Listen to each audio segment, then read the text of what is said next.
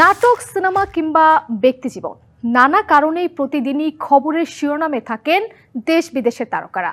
ঢালিউড থেকে টলিউড, বলিউড পেরিয়ে হলিউড, হোক সেটা সিনেমার সেট কিংবা ব্যক্তিজীবনের গল্প, তারকাদের ঘিরে কৌতূহলের শেষ থাকে না ভক্তদের।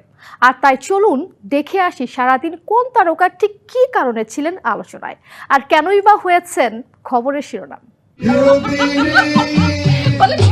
90-এর দশকে ঢাকাই সিনেমার জনপ্রিয় দুই তারকা শাবনূর ও অমিত হাসান দীর্ঘ সময় পর যুক্তরাষ্ট্রে এক পারিবারিক আড্ডায় পুরনো দিনের গানে নেচে গিয়ে ভাইরাল হয়েছেন ঢাকাই সিনেমার এই দুই তারকা।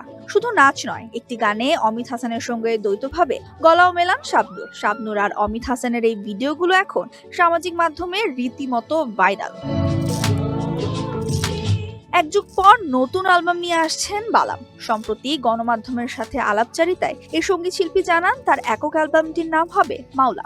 এটি প্রকাশ পাবে এ বছরের ঈদুল ফিতরেই। 6টি গান নিয়ে মাওলা অ্যালবামে টাইটেল গান সহ অধিকাংশ গানের সুর ও সঙ্গীতায়োজন এরই মাঝে শেষ বলে জানিয়েছেন বালাম।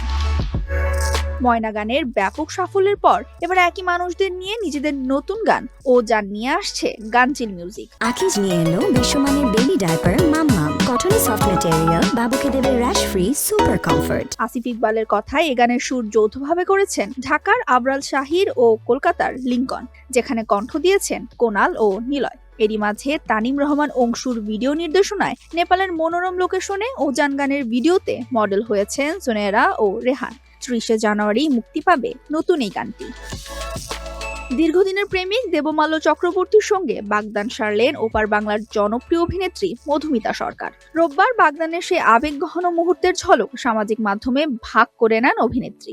এক শব্দেই নিজের অনুভূতি প্রকাশ করেন তিনি। ছবির ক্যাপশনে মধুমিতা লিখেন, শুধুই আমার।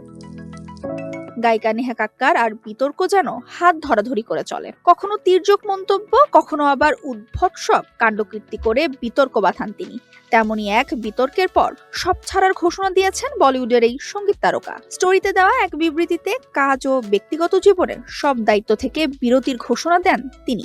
ভক্ত আর পাপারাজিরা যেন তার ছবি বা ভিডিও ধারণের চেষ্টা আর না করে লেখায় সেটাও বিশেষভাবে অনুরোধ করেছেন নেহা। TBC news desk.